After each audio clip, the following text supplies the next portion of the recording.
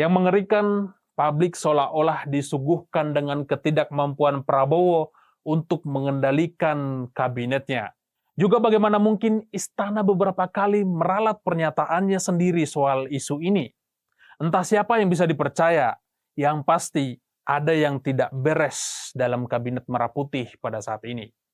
Cara terbaik melepas jeratan gurita adalah bukan dengan memotong tentakelnya, tetapi dengan melumpuhkan kepala guritanya.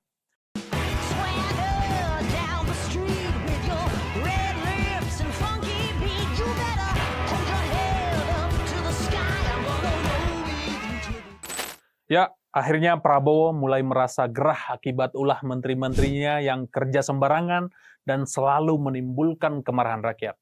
100 hari pertama pemerintahan Prabowo Gibran, hampir tidak ada kebijakan yang mendukung asta cita yang digembor-gemborkan oleh Prabowo pada saat kampanye Pilpres 2024 kemarin.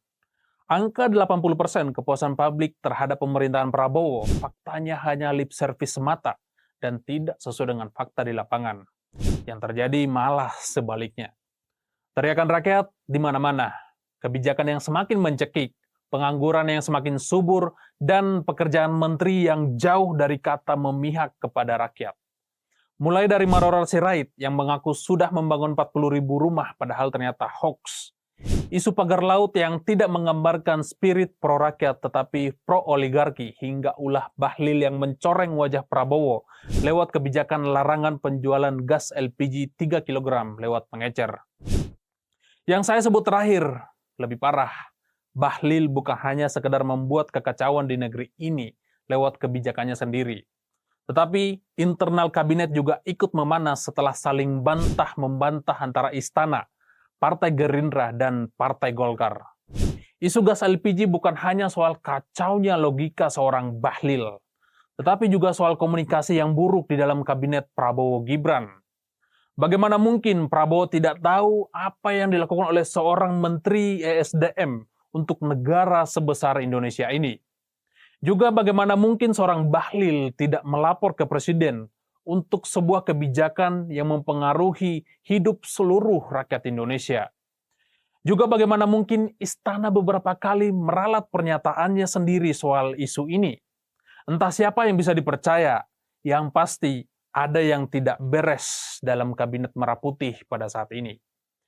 Isu reshuffle kabinet mulai berhembus kencang. Prabowo dalam beberapa kesempatan bahkan terang-terangan mengancam menteri-menterinya agar membersihkan diri sebelum dibersihkan oleh Prabowo itu sendiri. Ketua Harian Gerindra, Sufmi Dasko, juga memberikan pesan yang sangat jelas. Ada menteri yang tidak seirama dengan Prabowo. Kesan tak seirama ini disebut tidak membuat nyaman internal Gerindra dan psikologis pemerintahan Prabowo pada saat ini. Ketika Prabowo ingin gaspol, nyatanya banyak menteri yang tidak siap dan masuk angin.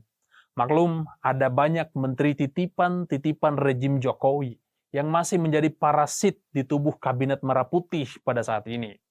Kabinet seolah terlihat berjalan tanpa komando. Menteri berjalan tidak sesuai dengan arahan presiden, bahkan terkesan seperti mendapat arahan dari presiden yang lain. Prabowo seolah tidak punya harga diri karena beberapa kali menteri berjalan sendiri-sendiri. Saya sedikit memahami apa yang dirasakan oleh Prabowo saat ini. Bayangkan, seorang presiden sedang berupaya lepas dari bayang-bayang seorang mantan presiden bernama Jokowi, harus berhati-hati mencari formula yang tepat agar tidak menjadi gejolak politik di negeri ini. Saya juga paham bagaimana perasaan Prabowo ketika menteri-menterinya masih rajin sowan ke kota Solo, kediaman Jokowi. Kunjungan ke Solo itu bukan hanya sekali atau 2 kali saja, tetapi sudah berkali-kali. Mungkin alasan pertama masih bisa diterima, kunjungan sebagai bentuk penghormatan atas mantan presiden. Tetapi jika sudah berulang kali, jelas ada agenda tersembunyi yang diselipkan di balik pertemuan ini. Apalagi saat Prabowo sedang kunjungan ke luar negeri, menteri-menteri titipan ini seolah-olah merasa sedang merdeka. Setiap hari ada saja Menteri Kabinet Merah Putih yang datang ke Solo, baik secara terbuka maupun secara diam-diam. Ini jelas sebuah keanehan dalam sejarah pemerintahan sebuah negara. Bagaimana mungkin sebuah kabinet bisa berjalan jika terdapat dua matahari di dalamnya? Ujung-ujungnya, menteri yang loyal kepada Jokowi hanya berperan sebagai penyusup yang menjadi kuda Troya yang akan menusuk dan membakar benteng Prabowo pada suatu saat nanti. Mereka-mereka yang masih loyal kepada Jokowi akan menjadi beban masa depan bagi pemerintahan Prabowo. Yang mengerikan, publik seolah-olah disuguhkan dengan ketidakmampuan Prabowo untuk mengendalikan kabinetnya. Apalagi secara normatif, tidak ada visi dan misi menteri, yang ada hanyalah visi dan misi presiden. Jadi, mayoritas publik pasti berpikiran apapun pekerjaan menteri, pasti atas restu dari Prabowo sebagai presiden. Maka jalan satu-satunya untuk memuluskan dan jalannya pemerintahan Prabowo adalah pecat atau reshuffle menteri-menteri yang masih bermain dua kaki dan tidak loyal kepada Presiden Prabowo.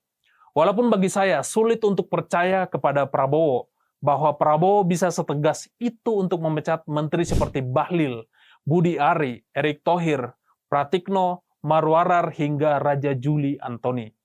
Menghapus nama-nama mereka dari wajah kabinet sama saja menghapus wajah Jokowi dan Gibran sebagai kontributor terbesar bagi kemenangan Prabowo di Pilpres 2024. Pertimbangan terberat lainnya bagi Prabowo adalah soal gejolak politik yang muncul jika mereka sampai dipecat nantinya. Bayangkan apa yang terjadi jika seorang ketua umum Partai Golkar dipecat oleh seorang Prabowo. Golkar sebagai pemenang terbesar bagi koalisi pemerintah jelas tidak ingin dianggap sepele oleh Prabowo.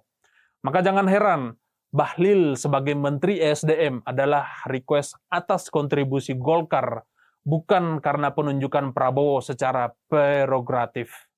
Apalagi gejolak ekonomi akibat program makan siang gratis sudah cukup menghadirkan ombak besar bagi pemerintahan Prabowo Gibran saat ini. Pemangkasan anggaran dilakukan di mana-mana, hingga beban utang yang jatuh tempo senilai 800 triliun rupiah, plus bunga pokok utang 522 triliun rupiah, dan APBN yang tekor senilai 401 triliun, itu sudah hampir separuh dari APBN untuk tahun 2025. Maka saya berpesan, Pak Prabowo, jadilah diri sendiri. Berdirilah dengan kaki sendiri, tanpa harus didikte oleh kekuatan manapun. Anda adalah pemimpin tertinggi atas menteri-menteri Anda sendiri, di mana Anda bisa mengganti mereka kapanpun, tentu sesuai dengan kebutuhan masa depan Indonesia. Jika ingin melahirkan sejarah atas nama diri sendiri, maka jalan terbaik adalah melepaskan diri dari bayang-bayang Jokowi dan ternak-ternaknya, bukan dengan tergantung kepada mereka, apalagi terlalu sering memberi panggung. Cara terbaik melepas jeratan gurita adalah bukan dengan memotong tentakelnya, tetapi dengan melumpuhkan kepala guritanya. Jika kepalanya sudah lumpuh, maka semua tentakelnya akan terlepas dengan sendirinya. Opsi terakhir mungkin bisa lebih menarik, yaitu dengan memberikan obat penawarnya bagi racun di tubuh kabinet Anda. Satu-satunya obat penawar bagi Jokowi dan ternak-ternaknya saat ini adalah PDI Perjuangan. Anda cukup menempatkan obat penawar itu di dalam tubuh kabinet, maka percayalah, racun itu akan lumpuh dengan sendirinya.